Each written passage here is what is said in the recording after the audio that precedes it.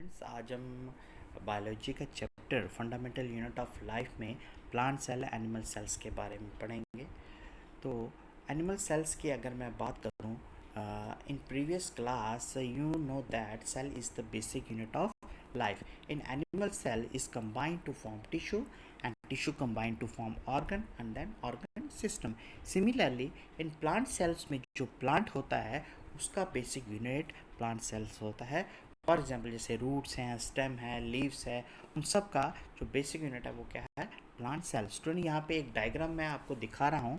तो इस डायग्राम में क्या हो रहा है कि जो लीव्स हैं they capture sunlight. For example ये लीव्स है और ये लीव्स में छोटे छोटे पोर्स हैं, that is called stomata. Stomata is the site of exchange of gases. तो जनरली हम कहते हैं कि जो फोटोसिंथेसिस होती है वो लीव्स में होती है, पर एक्चुअली जो मेन साइट कहाँ पे है फोटोसिंथेसिस का वो हम यहाँ पे पढ़ेंगे। दैट इज़ ये यहाँ पे मैं आपको डायग्राम दिखा रहा हूँ। प्लांट सेल्स में एक ऑर्गेनेलिस होता है जो कि एनिमल सेल्स में एब्सेंट होता है, दैट इज़ क्लोरोप्लास्ट।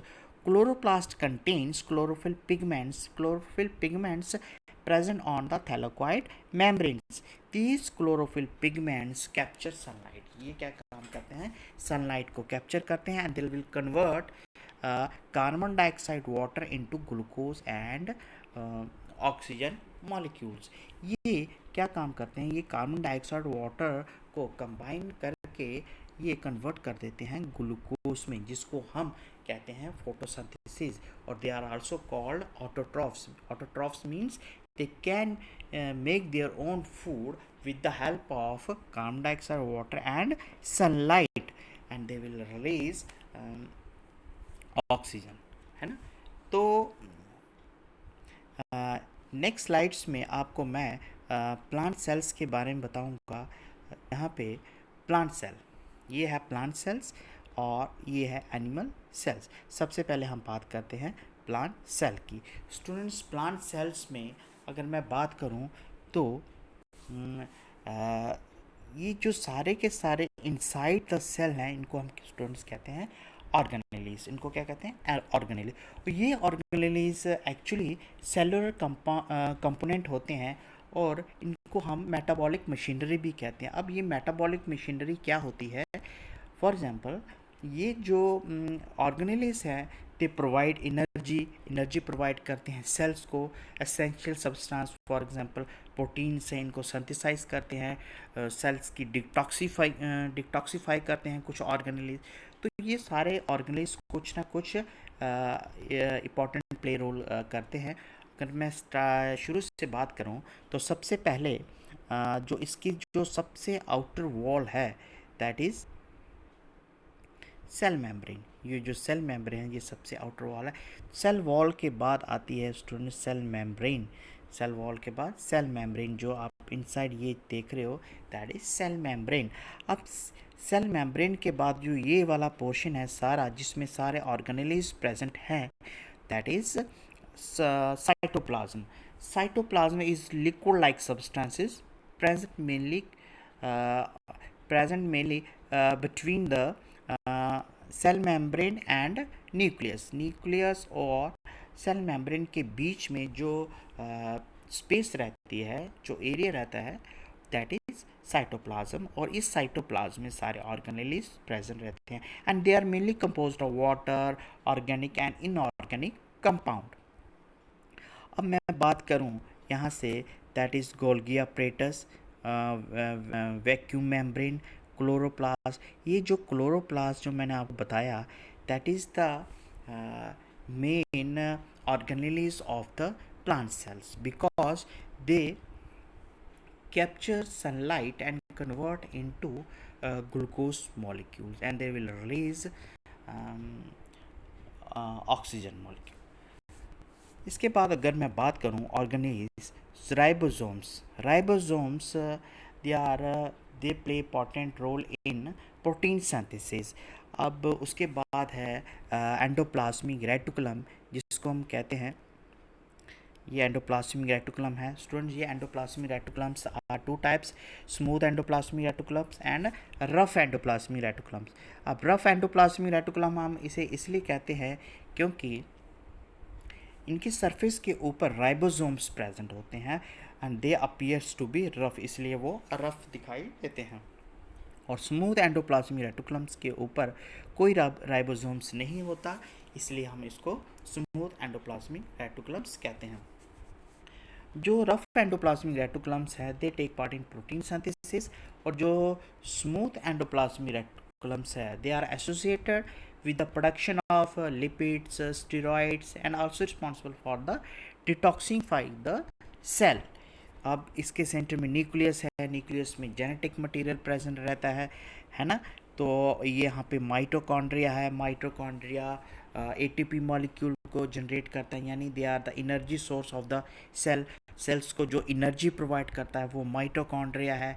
तो ये सारे के सारे ऑर्गेनेलीज का कुछ ना कुछ इम्पॉर्टेंट फंक्शन रहता है। अगर मैं बात करूँ यहाँ पे नेक्स्ट स्लाइड्स में, दैट इज़ एनिमल सेल्स। तो एनिमल सेल्स में आप देख रहे हो, ये यहाँ पे आपने देखा था कि जो प्लांट सेल है दैट इज़ रेक्टेंगुलर और स्क्वायर शेप। अब यहाँ पे जो एनिमल सेल्स होता है ये इरेगुलर भी हो सकता है या ओवल भी हो सकता है। अब यहाँ पे एक चीज़ एब्सेंट है, वो क्या है स्टूडेंट, यहाँ पे सेल वॉल थी बट यहाँ पे सेल वॉल नहीं है, यहाँ पे सिर्फ क्या है, प्लाज्मा मेम्ब्रेन है। प्लाज्मा मेम्ब्रेन जो आप यहाँ पे देख पा रहे हैं, ये यहाँ पे प्लाज्मा मेम्ब्रेन है। अब ये प्लाज्मा मेम्ब्रेन है, प्लाज्मा मेम्ब्रेन के बाद ये वाला जो पोर्शन है सिमिलरली प्लांट सेल्स की तरह साइटोप्लाज्म है। अब इसमें रफ भी हैं, स्मूथ एंडोप्लाज्मिक रेटिकुलम्स भी है, लाइजोसोम्स है, गोल्गी वेसिकल्स हैं, माइटोकॉन्ड्रिया हैं। माइटोकॉन्ड्रिया जो एनर्जी सोर्स ऑफ एनर्जी है वो माइटोकॉन्ड्रिया से मिलती है। इसका जो न्यूक्लियस है स्टूडेंट्स, यहाँ पे आप देखो जो न्यूक्लियस है, नेक्स्ट साइड्स में आप देखोगे जो न्यूक्लियस है that is one side of the cell, but यहाँ पे जो न्यूक्लियस है वो सेंटर में प्रेजेंट है ना, सेंटर में प्रेजेंट है। और इसमें एक ये डिफरेंस है, और इसमें आपको क्लोरोप्लास्ट नहीं दिखेगा स्टूडेंट्स, कहीं भी क्लोरोप्लास्ट कहीं भी नहीं दिखेगा। इसमें जो न्यूक्लियस है वो कहाँ पे प्रेजेंट है, at the centre of the nucleus. अगर मैं स्टूडेंट्स बात करूँ इसके डिफरेंस की, तो नेक्स्ट स्लाइड्स में अगर मैं बताऊंगा आपको जो प्लांट सेल और एनिमल सेल्स में डिफरेंस क्या है। Plant cell is larger than animal cells, जो इसका फर्स्ट पॉइंट है। जो प्लांट सेल होता है दैट इज़ लार्जर, ये लार्जर होता है किससे, एनिमल सेल्स में, और animal cells comparatively small than plant cell. इसका जो साइज़ होता है ये वेरी करता है 10 to 1000 माइक्रोमीटर, और जो एनिमल सेल्स में जो इसका जो साइज़ होता है that varies 10 to 30 micrometre. Plant cell में cell wall as well as cell membrane present रहती है, बट एनिमल सेल्स में they do not have cell wall. आपने देखा वहाँ पे कि उसमें सेल वॉल नहीं प्रेजेंट होती, but cell membrane is present, लेकिन सेल मेम्ब्रेन इसमें प्रेजेंट रहती है। जो न्यूक्लियस रहता है प्लांट सेल में, the nucleus present in the plant cell and lies in one side of the cell. आपने देखा होगा कि वो एक साइड पे है न्यूक्लियस, बट एनिमल सेल्स में जो न्यूक्लियस है वो कहाँ प्रेजेंट होता है, they lies in the centre of the cell. Plastids जो हैं वो प्लांट सेल्स में प्रेजेंट होते हैं, और एनिमल सेल में प्लास्टिड्स आर एब्सेंट रहते हैं। और अगर हम बात करें cilia are found in the plant cells, but in animal cell cilia are found in the animal cell. Cilia are microtubules that aid in cellular locomotion। और जो प्लांट सेल्स होते हैं उसमें सीलिया प्रेजेंट नहीं होते, और जो एनिमल सेल हैं उसमें सीलिया प्रेजेंट होते हैं। सीलिया का मेन फंक्शन होता है सेल्स के लोकोमोशन के लिए, सेलुलर लोकोमोशन, सेल की मूवमेंट के लिए ये सीलिया इम्पॉर्टेंट रोल प्ले करता है। और माइटोकॉन्ड्रिया है माइटोकॉन्ड्रिया प्लांट सेल में भी प्रेजेंट होता है, एनिमल सेल्स में भी प्रेजेंट होता है, लेकिन माइटोकॉन्ड्रिया में जो सॉरी जो प्लांट सेल में जो माइटोकॉन्ड्रिया होते हैं वो कम होते हैं, इसलिए लेस एनर्जी इसमें रिलीज होती है। But mitochondria in animal cells there are numerous, बहुत सारे होते हैं इसमें, और इसमें huge amount of energy is release. अगर मैं बात करूं क्लोरोप्लास्ट, और क्लोरोप्लास्ट जो मेन कंपोनेंट है किसका, प्लांट सेल्स का, वो यहाँ पे प्रेजेंट होता है और एनिमल सेल्स में एब्सेंट होता है। क्लोरोप्लास्ट का मैंने आपको ऑलरेडी बताया है, they take part in photosynthesis. तो ये था students plant cell and animal cells का। अगर इसमें कोई डाउट होगा तो नेक्स्ट क्लास में मैं आपको वो बताऊंगा। अगर मुझे मैसेज कीजिए अगर इसमें कोई भी आपको डाउट मिलता। आज के लिए इतना स्टूडेंट्स, थैंक यू।